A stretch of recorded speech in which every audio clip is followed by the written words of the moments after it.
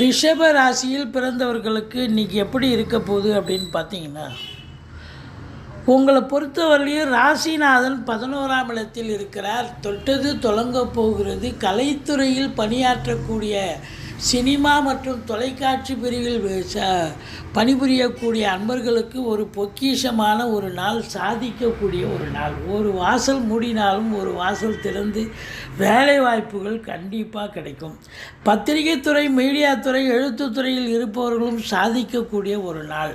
குடும்பத்தில் நிம்மதி, சந்தோஷம், குதூகலம் ஏற்படும். இடம் விற்பது, வாங்குவது தொடர்பில் இருக்கும் அன்பர்களுக்கு நல்லதே நடக்கும். கோர்ட்டில் கேஸ் எதாக இருந்தால் உங்களுக்கு சாதகமாக தீர்ப்பு வரும்.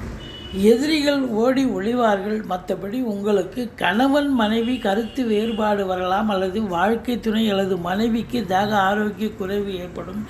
திடீர் அதிர்ஷ்ட வாய்ப்புகள் தேடி வரும். தொழிலில்